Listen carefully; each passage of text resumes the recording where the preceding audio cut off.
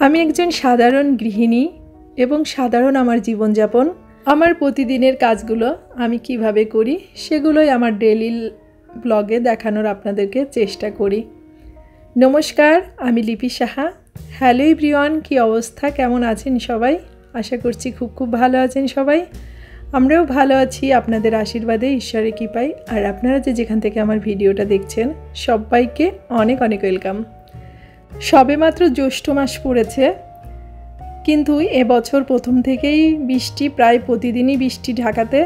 তো এই রোদ, এই মেঘ, আবার এই বৃষ্টি। আজকে বালিশগুলোকে রোদ্রে দিয়েছিলাম। অনেকে হয়তো ভাবতে পারেন যে এই গরমের মধ্যেও বালিশগুলো কেন আমি রোদ্রে দিয়েছি। আসলে বৃষ্টি বলতেছি না, প্রায় প্রতিদিনই বৃষ্টি আছে। তো এই বৃষ্টি হলে দেখবেন যে বিছানার চাদরটা কেমন একটা স্যাঁতসেঁতে, মানে কেমন একটা লাগে আমার কাছে। বালিশ, তারপরে বিছানার চাদরগুলো কেমন একটা হয়ে যায়। তো প্রতিদিন তো আর চেঞ্জ করা সম্ভব না। আবার চেঞ্জ করার পরেও যদি ধুয়ে দিই, তো সেটা যদি না শুকায় তাহলেও কিন্তু একটা ঝামেলা। তো ভাবলাম যে এটাকে রোদ্রে দিই। রোদ্রে দিলে কিন্তু দেখবেন যে সেই একটা স্যাঁতসেঁতে ভাব বা কেমন একটা নরম হয়ে যায়, সেটা কিন্তু চলে যায়। আর বিছানাটা কেমন স্যাঁতসেঁতে বা ভিজা ভিজা থাকলে কিন্তু ভীষণই অস্বস্তি লাগে আমার কাছে। তো যাই হোক, বলতেই বৃষ্টিটা নেমে গেছে। তো যতটুকু রোদ পেয়েছে তাতেই মানে বালিশটা, বিছানা চাদরটাকেও রোদ্রে দিয়েছিলাম, একটু গরম হয়েছে, ভীষণই ভালো লাগছে বিছানার উপর পেতে রেখে। তো এদিকে দেখেন রসুনগুলো ঝুলিয়ে রেখেছি, খুব ভালো আছে। এইভাবে রসুন রেখে দিলে না মানে 1 বছর খুব ভালোভাবেই রাখা যায়।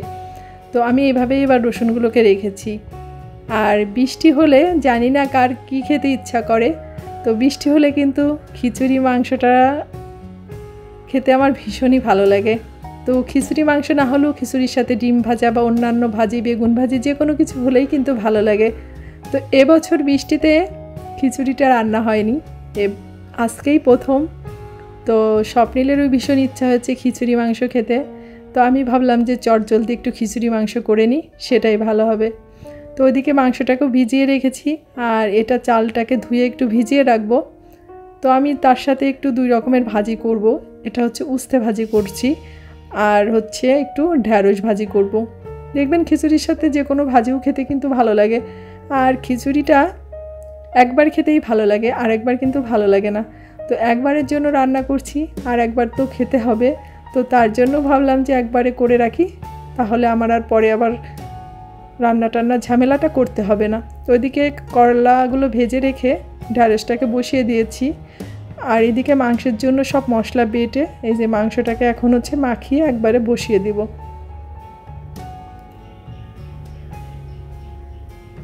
তো আমি যেভাবে আর কি মাংসটা রান্না করি, আপনারা যারা আমার পুরনো ভিডিওগুলো দেখেছেন তারা জানেনই। এটার আর রেসিপি আপনাদের সাথে কি শেয়ার করব, তো সবাই তো রান্না করতে পারেন। তো যাই হোক, এই যে এখানে মাংসটাকে মাখিয়ে একবারে বসিয়ে দিয়েছি। আর এই যে খিচুড়িটাও এই পাশে হয়ে আসছে। তো এখন খিচুড়িটা যেটা করব, এই যে ঘি দিয়ে দিব।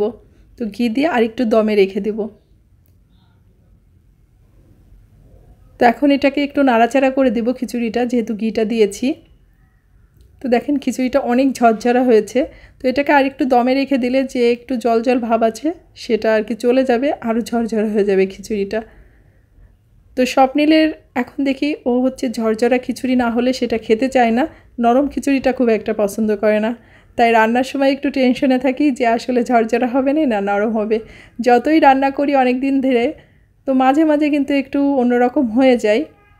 তো ওইদিকে খিচুড়িটা দমে বসিয়ে এদিকে মাংসটাকেও রান্না করে নিয়েছি। আর এই যে ঢ্যাঁড়স ভাজি, উস্তে ভাজি, আর এদিকে যে মাংসটা হয়ে গেছে নামিয়ে নিয়েছি। এপাশে খিচুড়ি আর সকালের নাস্তাটাও করে রেখেছি। তো এখন স্বপ্নিলকে খাবারটা দিয়ে দেব, ও স্কুল থেকে চলে আসছে।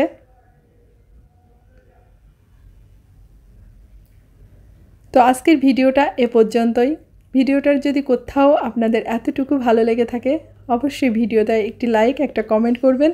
আর একটু বেশি ভালো লাগলে ফ্রেন্ডস এবং ফ্যামিলির সাথে শেয়ার করবেন।